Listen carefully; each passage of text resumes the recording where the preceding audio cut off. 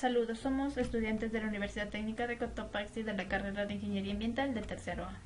En esta oportunidad hablaremos sobre la visualización de gráficas de dispersión y curvas de ajustes utilizando ggplot2. Los autores es Jocelyn Quispe y mi persona Vanessa Tiaja. Como primer punto debemos escoger una base de datos que contenga por lo menos dos variables cualitativas y dos variables cuantitativas. El CO2 es una base de datos que contiene 84 filas que son las observaciones y 5 columnas que son las variables de datos de un experimento sobre la tolerancia del frío de la especie de pasto Echinocloa cruzgali. La razón por la que escogimos esta base de datos fue porque Echinocloa cruzgali constituye una de las mezclas más frecuentes encontradas en el cultivo de arroz, perjudicando así el rendimiento de las cosechas, considerando si la especie es tolerante al frío y si la tasa de absorción del CO2 es alta en Quebec o en Mississippi. Dentro de estas 5 columnas nos encontramos con 3 variables cualitativas que son plant, type y tratamiento. Plant se presenta como una cualitativa ordinal, mientras que type y tratamiento como nominales. Por otro lado tenemos las variables que son com y uptake, que presentan como cuantitativas continuas. Plant o planta nos dice que es un factor ordenado con niveles y nos indica que el estado o provincia pertenece. Por ejemplo, QN1, QN2, QN3 significa que el pasto se sitúa en Quebec y no está refrigerado. Los números 1, 2 y 3 dan un identificador único para cada grupo de la planta. QC1, QC2 y QC3 es lo mismo, solo que el pasto está refrigerado. Y así para los demás datos. Type nos dice que es un factor ordenado con niveles que dan el origen a la planta. Quebec es una provincia de Canadá y Mississippi, un estado. Tratamiento es un factor con niveles de no refrigerados y refrigerados. Y también es importante saber que la mitad de las plantas de cada tipo se enfriaron durante la noche antes de realizar el experimento. COM es un vector numérico de concentraciones ambientales de dióxido de carbono medido en mililitros sobre litros.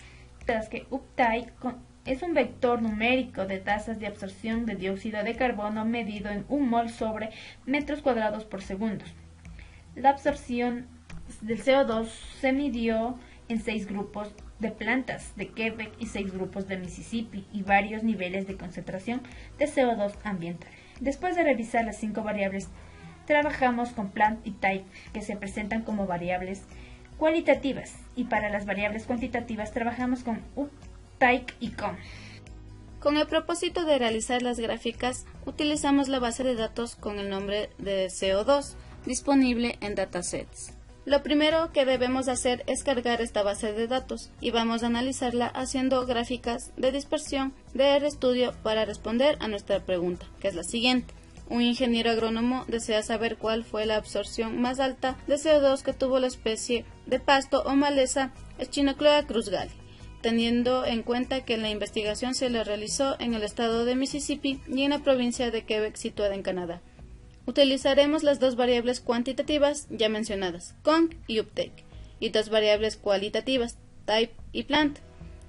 Para esta gráfica trazaremos la curva de ajuste utilizando el comando geomsmooth, y al momento de ejecutar el comando podemos observar que nuestra línea de frecuencia tiende a elevarse cuando la concentración y el consumo de CO2 ambiental aumenta. Para esta gráfica debemos utilizar el comando alfa para la transparencia de los puntos.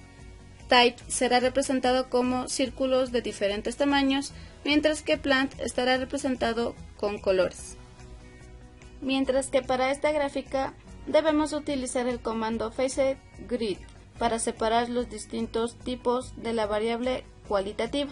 Aquí hemos aislado a los diferentes grupos de la planta por estado y provincia, con su respectiva línea de tendencia.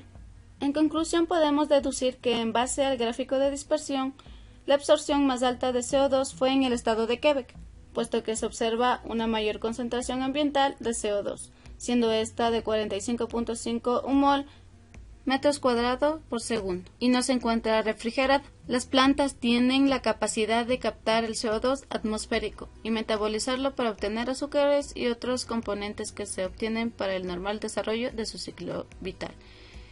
En base a esto, se ha observado que en el grupo de la maleza refrigerada, en el estado de Mississippi, no hay suficiente consumo de CO2 y por ende no es muy tolerante al frío en esta zona.